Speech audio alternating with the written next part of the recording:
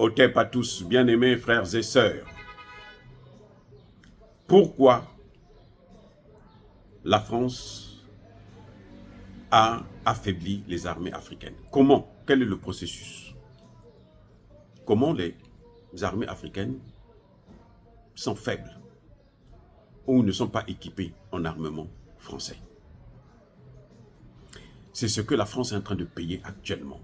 Le prix de sa méchanceté, le prix de la colonisation, le prix de la domination. Je vous ai déjà expliqué depuis très longtemps, dans plusieurs de mes vidéos d'ailleurs, que, en fait, lorsqu'il y a eu la conférence de Berlin, la fameuse conférence de Berlin où ils ont partagé l'Afrique, ils se sont partagés l'Afrique, les Occidentaux, c'était pas seulement le partage en tant que tel, puisque la réunion a duré plus de 5 mois, mais il y avait un élément fondamental, qui était comment il faut faire pour continuer à coloniser ces gens-là à vie. Et ils avaient choisi 2 voies, ou plutôt une voie. Il ne faut pas que ces gens-là puissent avoir des armées, parce qu'ils risqueront un jour de retourner ces armes contre nous. Ça, c'était la question fondamentale. Ce qui a fait qu'ils puissent passer tout leur temps à discuter. Parce qu'il fallait, on s'est partagé, chacun a pris sa part de gâteau. Maintenant, comment on va faire pour manger ce gâteau-là éternellement et à vie? Comment il faut maintenir la colonisation? Les pays occidentaux ne voulaient pas la décoloniser. Ce semblant de décolonisation-là, dans les années 60, là, ce n'était pas la volonté de la France, de l'Allemagne, de l'Angleterre et les autres. C'était la volonté de la Russie d'abord. Après, les Américains ont compris que, mais oh, nous, pour affaiblir ces Européens-là, il faut qu'on leur prenne, que ces pays-là puissent être un peu libres. Comme ça, nous, on peut avoir notre part du gâteau. Et c'est ce qu'ils sont en train de faire actuellement. Ils veulent chasser les Européens pour prendre la place. L'Angleterre s'accroche aux États-Unis parce qu'elle sait que sans les États-Unis, elle va subir le même sort que la France. Voilà ce qui a poussé à ce qu'on puisse arriver à décoloniser. Mais il y a des pays comme la France qui malheureusement n'ont jamais décolonisé. Pas du tout, du tout, du tout, du tout.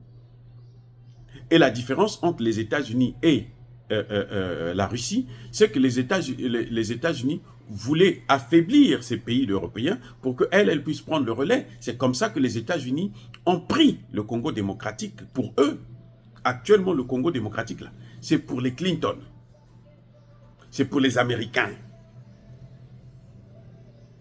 C'est Clinton qui a liquidé Laurent Désiré Kabila et placé Joseph Kabila. Et c'est Clinton qui est à l'origine, avec la France bien sûr, du génocide rwandais. Et qui ont pris donc les Rwandais là, pour rentrer au Congo démocratique et faire partir Mobutu. Et c'est ces mêmes Rwandais qu'ils ont utilisés pour tuer Laurent Désiré Kabila. Parce que pour eux, le Congo là, c'est pour eux. Vous pouvez tout prendre là, mais pas le Congo.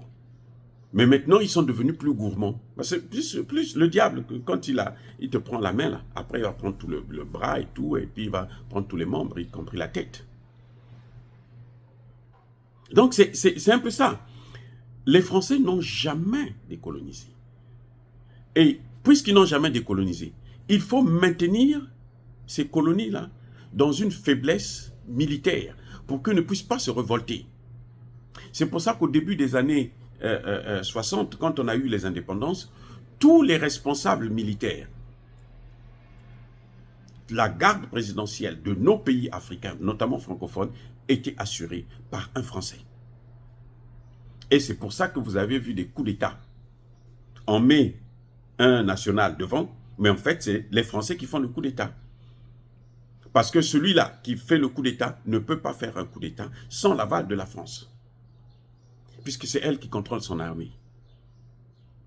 Et ce qu'elle a fait, c'est qu'elle s'est arrangée de telle sorte que les pays africains ne puissent pas avoir des armes. De 2013 à 2022, 90% des armes françaises sont vendues en Europe et au Moyen-Orient. 1,5% seulement vendu en Afrique. Et quoi? La pacotille, bien sûr. J'ai dit bien 1,5% pendant près de 10 ans. La France refuse de vendre des armes. Et comme les pays africains, et européens plutôt, quand ils veulent venir en Afrique, ils passaient toujours par la France parce que c'est la France qui tient le pen holder de l'Afrique aux Nations Unies, au Conseil de sécurité, en tant que membre permanent du Conseil de sécurité. Donc, pour éviter le veto de la France, les pays européens sont obligés, quand ils veulent aller en Afrique, de passer par la France. C'est pour ça que Emmanuel Macron n'a pas hésité de dire à un pays européen qui voulait intervenir au Niger pour apporter, aider, coopérer et autres, en disant que le Niger, ça nous appartient. Mettez-vous à l'écart, c'est pour nous, taisez-vous. C'était la plus grave erreur de sa vie, bien sûr. Vous voyez, quand Emmanuel Macron dit ça à un chef d'État, mais il faut, vous voyez le degré. Et c'est pour ça que le Niger n'avait pas une armée. Vous avez des gens qui sont formés qui n'ont pas d'armes. Ils ne peuvent pas vous faire la guerre. Ils ne peuvent pas vous faire la guerre. Non, ce n'est pas possible. La France est arrivée à former des Centrafricains avec des bouts de bâton, en les utilisant comme si c'était des armes. Vous êtes dans une guerre contre le terrorisme. Vous utilisez des bâtons, eux ils ont des armes. Qui viennent d'où? De la même France. Et c'est le système, c'est un système qu'ils ont toujours fait. Et quand ils voient que vous êtes, ils vous ont donné beaucoup d'armes pour mener, faire votre coup d'État et dominer, mater votre population, quand ils ont maintenant le contrôle du pays, ce qu'ils font, ils détruisent votre armement. C'est ce qu'ils ont fait au Congo. L'explosion des armes qu'il y a eu en mars, je pense, 2020, je ne sais pas combien, à Brazzaville, mais c'était les Français eux-mêmes. Parce qu'il fallait détruire les armes que le président Sassou Nguesso avait achetées, avait utilisées pendant la guerre de 97. Il faut l'affaiblir. S'il a une armée, il peut tourner cette armée-là contre des Français. Il fallait détruire ça, c'est pour ça que vous avez vu cette explosion. C'est pour ça que vous avez vu qu'au Burkina Faso, ils ont fait la guerre contre Gbagbo. Et oui, il y avait même des militaires burkinabés qui ont participé. Je les ai rencontrés, moi, aux Nations Unies. Ils me disent, non, nous, on était là-bas. Nous, on a placé Gbagbo. Mais comment expliquez-vous que quand Traoré arrive, les militaires burkinabés ont une arme pour 7 personnes. 7 militaires pour une seule arme. Voilà le problème que la France avait fait. L'objectif, c'était lequel?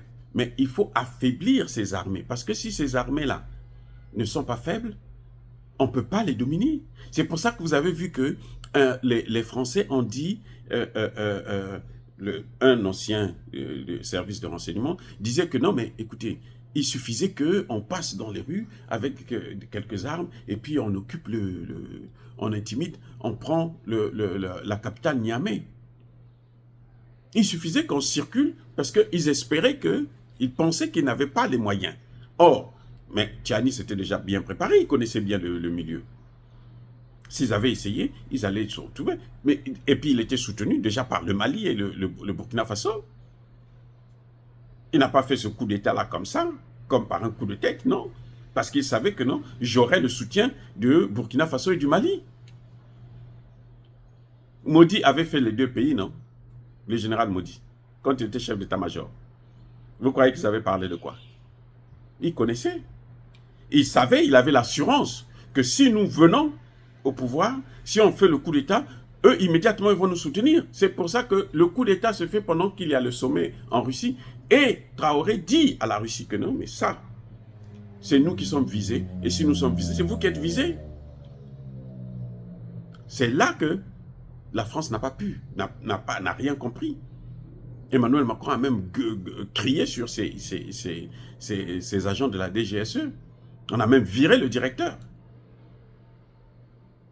Voilà. Donc, Emmanuel Macron croyait que c'était comme avant, où il n'avait pas de soutien. Or, actuellement en Afrique, là, une arme sur deux, elle est russe. Et c'est ça le grand problème que la France a. Une arme sur deux est russe. Maintenant, les Chinois aussi fabriquent des armes qu'ils vendent. La Turquie fabrique des armes qu'elle vend. Les comptes Traoré arrivent, ils contactent les Européens. Parce que les Européens, c'est Emmanuel Macron qui guidait la politique africaine. Maintenant, ils sont tous baisés parce qu'ils ne peuvent plus faire autrement que de passer directement. Et c'est pour ça que Emmanuel Macron tient à ce qu'il puisse avoir une fédération. Les États-Unis d'Europe. C'est ça que Emmanuel Macron veut maintenant. Parce qu'il sait que seul, il ne peut plus. Il ne peut plus faire face à la puissance des armées africaines. Donc, il compte maintenant sur l'Union européenne et même l'OTAN. Mais les Américains, aujourd'hui, savent qu'en Afrique, là, si nous partons avec les Français, nous sommes perdants. Donc, ils sont en train de créer leur propre chemin. Et ça devient compliqué pour Macron.